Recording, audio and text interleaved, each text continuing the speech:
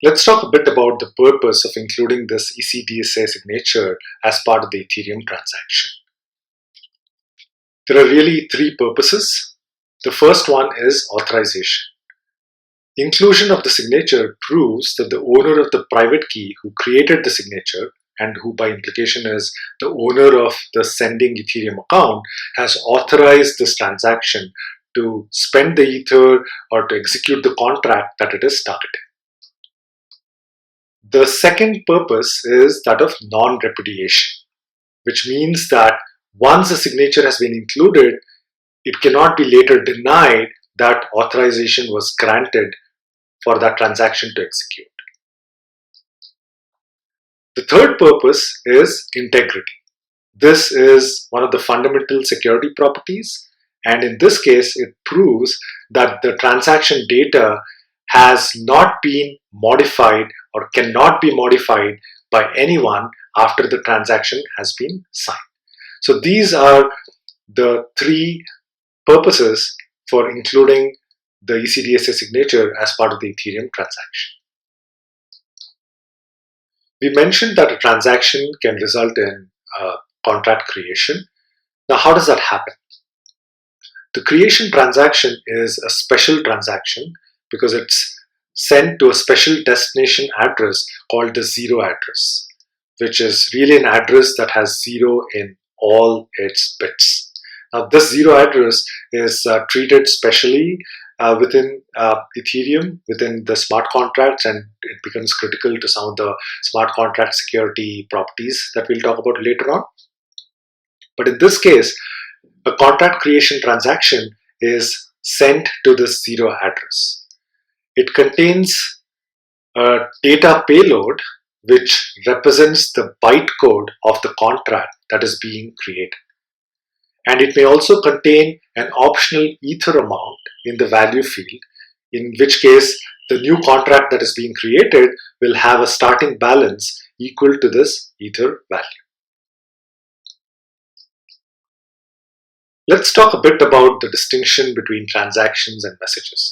We've sort of used them interchangeably so far, but in the context of the protocol, they're actually very different. A transaction originates off-chain and it targets an entity on the blockchain. So it's coming from off-chain, targeting on-chain. Whereas a message, the origination and the destination are both on-chain. A transaction is produced by an EOA account where an external actor, external to the blockchain, sends a signed data package onto the blockchain. Now this transaction can trigger a message that does two things.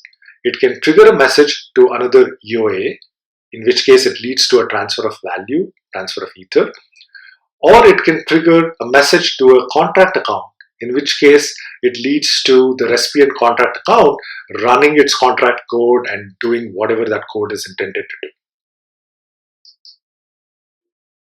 Message, on the other hand, can be triggered in two ways. It can be triggered externally by a transaction, and the destination of that message could be another EOA or another contract account, or a message could be triggered internally within the EVM. And this happens when a smart contract executes the call family of opcodes, and that leads to the recipient contract account running its code or value transfer to the recipient EOA. So this is a distinction between transactions and messages, something to be aware of.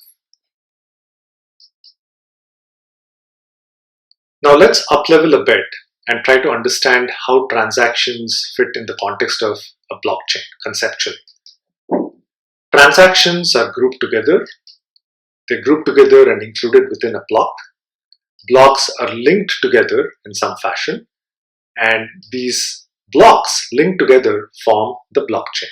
This is conceptually at a very high level how a blockchain is constructed. So blocks are batches of transactions. Every block therefore contains a set of transactions that are grouped together. But there's another critical aspect to this. Every block also contains a hash of the previous block. This is a cryptographic hash that is derived from the previous block's data. And this is really critical to how a blockchain works. This is really the fundamental reason why a blockchain is considered immutable, what lends itself to the blockchain's integrity. And the reason why that is so is because if someone were to change any component of a historical block, any of the transactions, any of the transaction data, the destination, or any other aspect, then that change would affect all the following blocks. All the hashes that are included in the following blocks would be different from the hash of the modified block. And this is something that anybody running the blockchain or looking at the blockchain would notice, and that would break the integrity of or the immutability of the blockchain. And to preserve the transaction history, blocks are ordered. So every new block created therefore contains a reference to its parent block. And similarly, transactions within the blocks are also strictly ordered. And all these critical aspects are really the reason why the integrity or immutability of a blockchain is maintained and prevent any fraud from happening. Now let's take a look at what an Ethereum node or a client is. An Ethereum node is really a software application that implements the Ethereum protocol specification. It communicates with other Ethereum nodes on the network in a peer-to-peer, P2P fashion. An Ethereum client is really a specific implementation of the Ethereum node. There are multiple Ethereum clients. There is Get, OpenEthereum, Aragon, Nethermind. Some of them are more commonly used and deployed than the other. Ethereum transactions are sent to the Ethereum nodes, and these nodes in turn broadcast them across the peer-to-peer network. This is really how Ethereum transactions propagate across the Ethereum network, reach the various nodes, get combined into blocks and result in the blockchain. Let's talk a bit about Ethereum miners. Ethereum miners are entities running Ethereum nodes on the network. They're the ones that receive all the transactions that we talked about. They validate them, they execute them, they combine them into blocks, and they also provide a mathematical proof known as proof of work, POW, which we talked about earlier. And for all this work, if the miner's block gets chosen to be part of the blockchain, then they are rewarded with what is known as a block reward. This block reward is currently 2 Ether, and it has changed over time, it has decreased over time.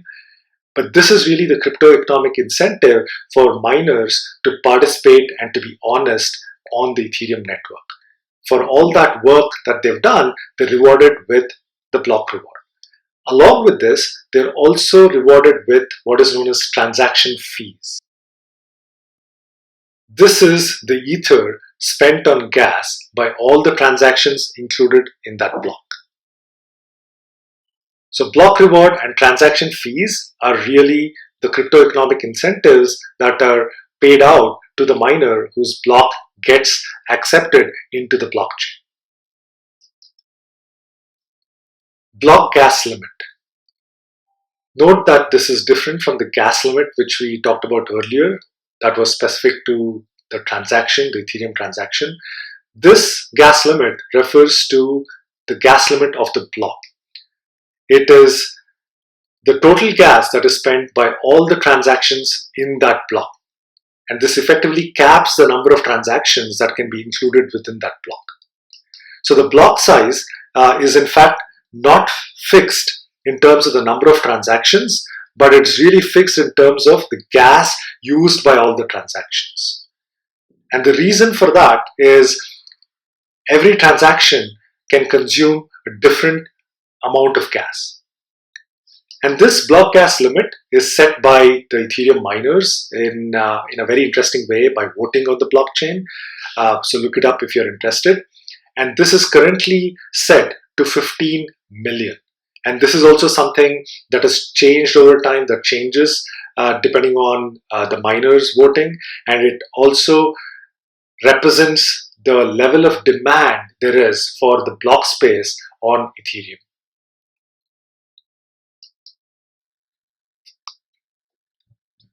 So transactions are sent, miners validate them, they combine them into blocks, and these blocks are propagated over the peer-to-peer network, and multiple miners are doing this process simultaneously, right? This whole act of receiving the transactions, validating them, producing valid blocks, doing the proof of work, creating these and propagating the blocks. This leads to multiple valid blocks at any level of the blockchain. But the canonical blockchain really needs to choose one valid block at any level. And this choice of that valid block is dictated by the ghost protocol, or the greedy heaviest observed subtree protocol. This is really what makes or constructs a canonical blockchain, and this protocol also allows stale blocks up to 7 levels in this calculation, and the stale blocks are in Ethereum's nomenclature referred to as uncles or omers. More details of the ghost protocol are out of scope for this particular presentation. If you're interested, I would encourage you to dive into one of the references provided. This brings us to the critical concept of consensus. Decentralized consensus is really critical to any blockchain, and in the context of Ethereum, it refers to the Nakamoto consensus protocol that is adapted from Bitcoin. This really addresses the problem of which miner's block should be included next to create the canonical blockchain. And there are two components to this. There is the proof of work, and then there is the longest chain rule. There are many details that we won't be able to go through as part of this presentation. There's also a lot of research in this area of decentralized consensus algorithms. So for those interested, I would encourage you to dive into one of the provided references. Ethereum State is a mapping from the address of the Ethereum account to the state contained within it. As a data structure, this is implemented as a modified Merkle-Patricia tree. It's a combination of a Merkle tree and a Patricia tree with some changes that are specific to Ethereum. A Merkle tree is a type of binary tree that's composed of a set of nodes where the leaf nodes at the bottom of the tree, they contain the underlying data. And all the intermediate nodes between the leaf nodes and the root, they contain the combined hash of their two child nodes. So now if you visualize this tree, you have the data at the bottom of the leaf nodes and all the intermediate nodes combining their hashes, leading to the root node that is formed from the hash of its two child nodes. This is the top of the tree and is usually referred to as the root hash. A Patricia tree is a different data structure that's also called a prefix tree, a radix tree, or a trie, where the key value pair that it represents, or the key value pairs that are contained within it, have the values at the leaf nodes, and the keys let you traverse a path from the root of the tree to the leaves, so that the nodes that share the same prefix in the key also share the same path down the tree from the root to the leaves. Ethereum uses a combination of a Merkle-Patricia tree, and it's also modified to specifically suit the Ethereum data structures. In this particular case, it uses a hexary Merkle-Patricia tree, which means that each node has 16 children. And there's also a recent proposal to convert this to a binary trie, but that's out of scope. If you're interested in taking a deeper look at the data structures, then I would encourage you to take a look at one of the references for more details. We have referenced Ethereum proof of work multiple times until now in this module. This is what provides Sybil resistance and is fundamental to how the Ethereum consensus protocol works. But how does it look mathematically? This is technically referred to as ETH hash, and it's formally defined as shown in the equations here. We won't read out these equations or go into the depth of what they mean, and if you're interested in the underlying details, I would encourage you to look at the Ethereum yellow paper that explains all of this in fantastic detail. But at a high level, what a miner has to do is to determine a combination of mix hash m and nonce n for every block to satisfy the constraint on the difficulty for that particular block. This is a trial and error process, so the miner has to keep repeating the computation until a combination of m and n is found that satisfies the difficulty. And when this is done, it means that a sufficient amount of work has been done by the miner for this particular block, or in other words, this indicates that there is proof of work by the miner for this block.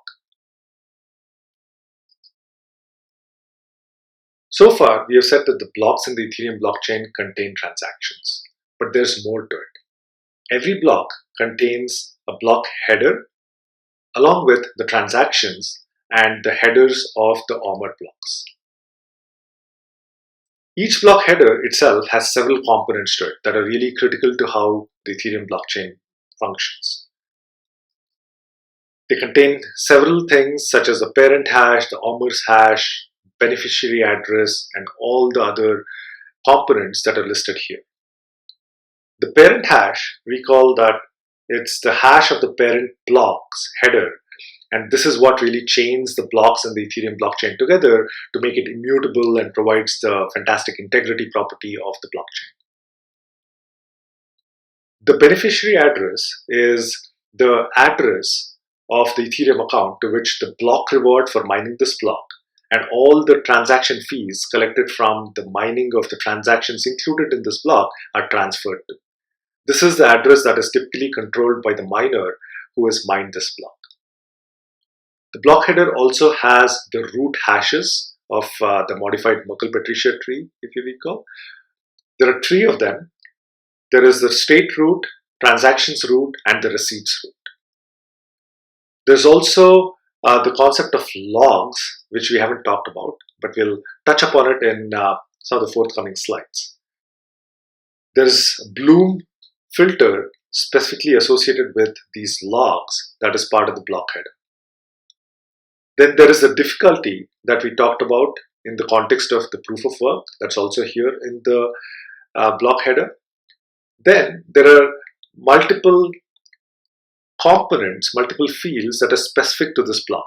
There's a block number, that's a value equal to the number of blocks that have been mined so far, right? So this is sort of the number that indicates which block this is in the blockchain.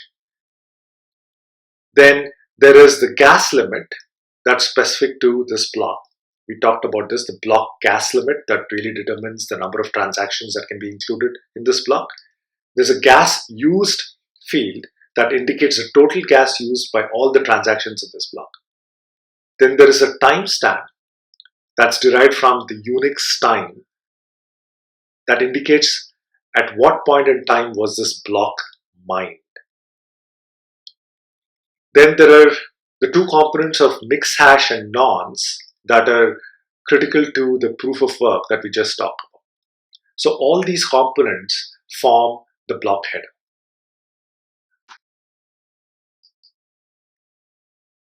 So the block header, as we just saw, contains three roots. It has the state root, it has a transactions root, and a receipts root. These are the root hashes of the modified Merkle-Patricia trees. So they are 256-bit in length, and they're constructed as we just explained. Now let's take an example of the state root and see how this is derived. This is really critical to how the Ethereum state is captured within the blockchain. The leaves of state root are key value pairs of all the Ethereum address account pairs. So the keys are the Ethereum addresses of the accounts, and the values represent the Ethereum state within that account. And recall that every Ethereum account has 4 fields. a nonce, a balance, a code hash, and a storage root. And if that account happens to be an EOA, an externally owned account, then the code hash and storage root don't really matter, so they don't contain anything in it. But if that account happens to be a contract account, then the code hash has the Ketchat 256 hash of the code that is contained within that contract account. And the storage root of that contract account has the root hash of another Merkle-Patricia tree, where the leaves represent the storage that is associated with that contract. So as we just saw, the block header contains three roots. It has the state root, which we just looked at. It also contains the transactions root and the receipts root. Transactions root should be fairly obvious. It's again another modified Merkle-Patricia tree where the leaves represent the transactions and you construct the tree, and the root hash is referred to as the transactions root. But what is the receipts root? What is a transaction receipt? A transaction receipt can be thought of as the side effects of a particular transaction that are captured on the blockchain. Besides any changes to the account state that transactions might make, there are other side effects that are captured on the blockchain for this particular transaction. It really is a tuple that contains 4 items. It contains the cumulative gas used, set of logs, and then the Bloom filter specifically associated with these logs, and it also contains a status code. The gas used represents the total gas used in the block until now, until right after this particular transaction has happened. So in some sense, it captures the ordering of the transactions within the block. The logs are related to the concept of events in Solidity, which we will study in the Solidity modules. These are events that can be generated by any transaction that are captured on the blockchain, and they're really critical to how off-chain components, user interfaces, and other components monitor what's happening with a smart contract. Now, there's also a concept of indexed parameters for every event, so that one can query particular parameters of that event in a faster manner. These are captured, or these are enabled by the Bloom filter that is associated with those particular logs. And then there is a status code that indicates what really happened with that transaction. We have talked about gas in multiple contexts in this module, but let's review this in the context of a particular transaction. The ether that is used to purchase gas for a particular transaction is credited to the beneficiary address that we just saw was specified in the block header. This is the address that is typically under the control of a miner, and all the transaction fees from this transaction and all the transactions in the block mined by that miner is credited to the miner's beneficiary address.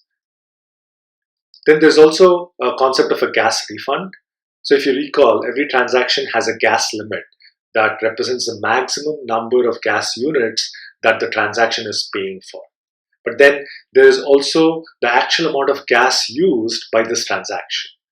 So the difference between the gas limit and the gas used is refunded back to the sender of the transaction, and this is done at the same gas price as indicated in that transaction. All right, so to summarize what we have reviewed so far, we have taken a look at the motivation behind the Ethereum blockchain, some of the higher level concepts, the properties of the blockchain, the purpose of the blockchain, and then some of the underlying primitives related to cryptography, the concept of transactions, concept of accounts, states, the concept of gas, Turing completeness, how all these things work with each other. We have taken a look at what is a blockchain from a data structure perspective, the components of blocks. We've also taken a look at what the consensus algorithm is and why that is critical. We have taken a look at the proof of work. So a lot of these concepts, and we have taken a high-level look, and the details, of course, are there are a lot of details. So I would really encourage you to take a look, deeper look at the references provided, the white paper, yellow paper. There are so many other fantastic references that are provided as part of these modules. So take a look at them to sort of get a really firm understanding of these fundamental concepts. But now it's time to switch gears and take a look at the execution component of the Ethereum blockchain. And this is referred to as the EVM, the Ethereum virtual machine. This is really the runtime environment where all the smart contracts that are really fundamental to Ethereum, what makes Ethereum the next generation blockchain, this is where they run. So we'll be taking a deeper look into EVM, the architecture of the EVM, the various opcodes that actually enable this execution and so on. But before that, let's recall that EVM is a quasi-Turing complete machine. It's Turing complete for the reasons we talked about, because the underlying programming language supports arbitrary logic, unbounded complexity. But it's also bounded, the computation is really bounded by the concept of gas, the amount of gas provided as part of every transaction. So this is something that is really fundamental to how the EVM functions and something to be kept in mind. So the Ethereum code runs within the Ethereum virtual machine, or EVM. And this code is written in a low-level, stack-based language referred to as the EVM code.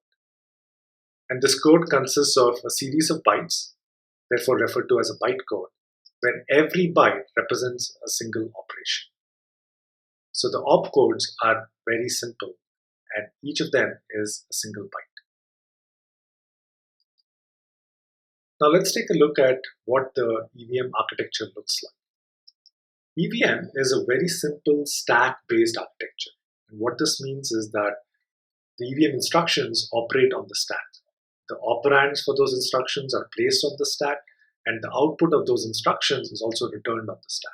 There's no concept of registers, virtual registers, or anything like that. The architecture is made up of four fundamental components: the stack, the volatile memory, the non-volatile storage, and call date.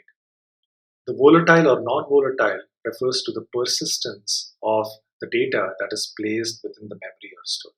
And we'll take a deeper look into each of these in the forthcoming slides. And every architecture has a concept of a word. In the case of the EVM, the word size is 256 bits.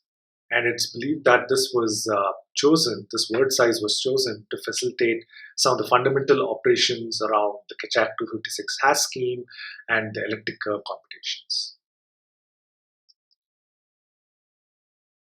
Now, how does the stack look like? EVM, like we just said, is a stack-based architecture. It has 1024 elements in the stack, and each of those elements is 256 bits in length, equal to the word size. And EVM instructions are allowed to operate with the top 16 stack elements. Most EVM instructions operate with the stack because it's a stack-based architecture. And there are also stack-specific operations such as push, pop, swap, duplicate, and so on. We'll take a look at these categories of instructions in the forthcoming slides.